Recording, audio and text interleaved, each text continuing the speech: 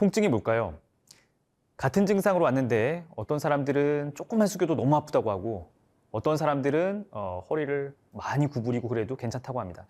그래서 여러분들이 어떤 코칭을 할 때 이 부분이 가장 아마 어려울 것 같아요. 어떤 사람들한테 얼마나 운동을 시켜도 될지, 뭐 조금만 아프다고 하는 사람한테 과연 어떤 동작을 시켜도 될지. 근데 그것을 참 어렵습니다. 어려운 문제고요. 뭐 여러분뿐만 아니라 의사들도 굉장히 그에 대해서 가이드하기가 매우 어려운 부분 중에 하나입니다. 그 이유는 통증이 그 기본 메커니즘을 알기 어려워서 그런 건데요. 이거에 대해 조금 더 자세히 알아보도록 하겠습니다. 통증은 사실은 굉장히 주관적인 현상이라고 생각하시면 됩니다. 우리가 굉장히 많이 알고 있다고 생각하지만 제가 생각할 때는 기본적으로 통증의 기전이나 왜 사람마다 다르게 느끼는지 그거를 잘 모르고 있습니다, 사실은. 우리가 알아내는 거는 이런 거죠. 어느 부분에 통증 자극이 가해졌을 때 이것이 찌릿하고 올라와서 척수를 타고 뇌에서 이제 느끼게 된 현상. 이것을 이제 통증이라고 생각하는데 그러면 당연히 우리가 발등 쪽이 아프다. 그러면 발등에 뭐가 문제가 있어야 아픈 거라고 대개는 생각을 하지 않습니까? 근데 꼭 그런 게 아닐 수도 있다는 게 여러 현상이나 연구를 통해서 밝혀져 있습니다. 예를 들어서 우리가 심장 문제가 있는 협심증 환자들 같은 경우에는 심장을 아파하는 경우도 있지만 전조 증상으로 뭐 어깨 축지가 아프다고 하는 경우도 굉장히 많이 있습니다. 그래서 간혹 정형외과를 찾는다든가 이런 일이 벌어지거든요. 근데 이거는 통증은 우리가 착각하는 거죠. 어깨가 아프다라고 생각하지만 어깨는 아무런 문제가 없습니다. 검사를 다 하거든요. 그럼 뭐 문제 없습니다 하고 가라고 하는데 실질적으로는 심장에서 느껴지는 통증의 원인이 그쪽에 어깨 쪽에 있다고 생각을 하는 것이 있습니다. 이것을 우리가 사실은 연관통이라고 하고요. 실제 머릿속에서 착각을 하게 되는 그런 과정이 있습니다. 이번 시간에는 대표적인 허리 질환 중 하나인 추간판 탈출증에 대해서 배워보도록 하겠습니다. 추간판 탈출증은 우리의 익숙한 말로 허리 디스크라고 합니다. 그냥 추간판을 디스크라고 흔하게 부르고요. 근데 이제 디스크라고 하는 거는 사실은 굉장히 중요한 정상적인 구조물을 말하는 거죠. 그래서 디스크 걸렸다 이런 말은 사실은 맞지는 않는 말입니다.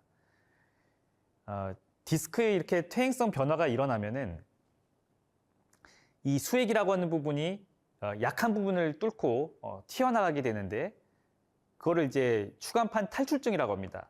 이 보면은 이 뒤쪽 여기가 제5 요추고요. 밑에가 제1천추 그리고 이 사이에 퇴행성 변화가 있는 디스크인데 이 수액이 이렇게 뒤쪽으로 이렇게 삐져나와 있습니다. 이 뒤에는 이제 신경 조직들이 있는 거죠. 그래서 이거를 추간판 탈출증이라고 합니다. 여기 보시면은 이렇게 튀어나와 있고 이 부분에 이제 신경근이 있다고 말씀을 예전에 드렸습니다. 신경근을 자극하게 되는 질환이고요. 모식도에서 보면은 수액이 튀어나와서 신경근을 누르고 자극하는 이런 것을 추간판 탈출증이라고 하고 그러면 이 해당되는 신경근에 따른 증상을 유발하게 됩니다. 주로 요통 그리고 하지 방사통을 주로 유발을 하게 되는 그런 증상을 유발하는 질환이 추간판 탈출증입니다.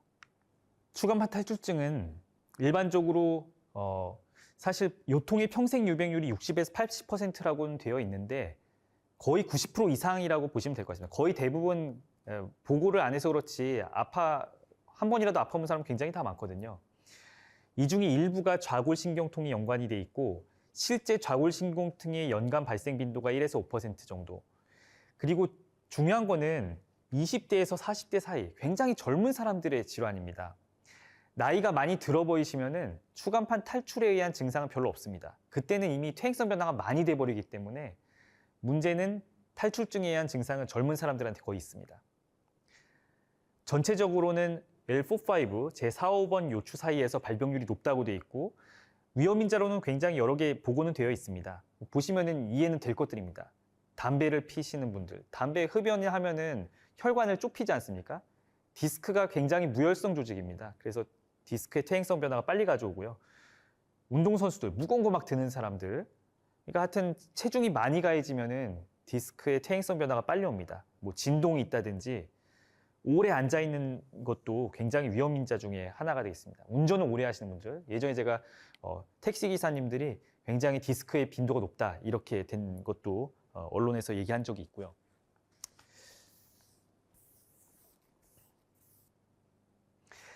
추간판 탈출증 분류를 하자면은 여러 가지 분류 방법이 있습니다. 하나는 디스크의 변형된 형태에 따른 분류가 있고, 요 MRI를 보시면은 정도가 약한 정도에서부터 심한 정도까지 이렇게 보시면 알 수 있을 것 같습니다. 처음에는 그냥 살짝만 불룩하게 나온 거에서부터 튀어나온 거, 완전히 이렇게 삐져나와서 돌출이 된 거, 그 다음에 이게 돌출된 게 아예 다른 데로 떨어져 나온 거, 뭐 이렇게 시기에 따라서 다양하게 나타날 수가 있고, 돌출된 부분에 따라서도 뭐 어떤 부분으로 나왔냐, 바로 옆으로 나왔냐, 뭐 아주 뭐 추간공 쪽으로 나왔냐, 아까 협착증이랑 좀 유사한 분류가 되겠습니다.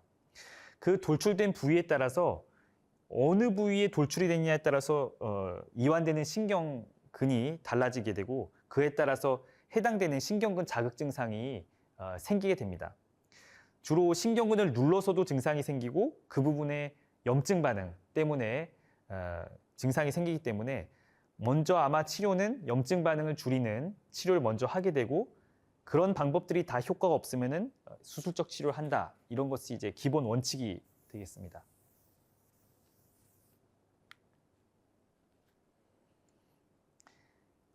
디스크 환자분들의 주로 나타내는 증상은 갑작스러운 요통, 허리가 갑자기 아파지고 엉치 같은 데 아파지고 좌골신경통, 엉치부터 다리로 당기는 통증, 이것이 가장 대표적인 증상입니다. 뭐 나머지들은 항상 있는 건 아니지만 특징적으로는 서 있거나 걸을 때보다는 앉을 때 아파하고요. 그 다음에 묵직한 통증이 같이 오고 복압이 높아지는 상황, 그러니까 기침이나 재채기 같은 거 했을 때 더 아프다, 이런 것들이 많이 있습니다. 심한 경우에는 가운데로 아주 크게 나왔을 경우에는 소대변 장애를 유발할 수가 있어서 이런 경우를 마미 증후군이라고 해서 응급수술을 하게 되는 그런 경우가 있습니다. 하지만 아셔야 하는 게 허리가 아프다고 다 디스크는 아닙니다. 그래서 일반 사람들이 많이 오해를 하는 부분이죠. 허리가 아픈 건 대부분 정확한 이유를 잘 모르는 게 제일 많습니다. 검사를 해도 확실하게 원인을 모르고요. 그리고 디스크가 탈출을 했다고 하더라도 시간이 지나면은 저절로 염증 반응도 가라앉고 통증이 좋아지는 게 일반적입니다. 그래서 뭐 하여튼 증상이 아주 심한 경우에는 확실히 뭐 추간판 탈출증의 전형적인 증상이지만 뭐 다 수술을 해야 되는 건 아니다, 이렇게 알고 계시면 되겠고요. 예, 진단은 뭐 엑스레이를 해서 좀 도움을 얻을 수 있는 소견이 간혹 있습니다. 뭐 디스크가 아주 심한 분들은 허리가 아예 옆으로 휘기도 하거든요. 그거를 이제 사이아틱 스콜리오시스라고 하는데, 스콜리오시스가 좌우로 휘는 겁니다. 이런 경우도 있지만 심하지 않으면 다 정상으로 나오게 되고, 그럴 경우에는 MRI를 찍어서 진단의 가장 중요한 방법이 되겠습니다. 근데 MRI는 문제는 찍는다고 다 확진을 할 수 있는 건 아니고 증상이 있어야 됩니다. 그거에 합당한 증상이 매칭이 돼야 되고요. 증상이 없는 사람한테는 이상 소견이 흔하기 때문에 MRI 자체만으로 디스크를 판단하지는 않습니다.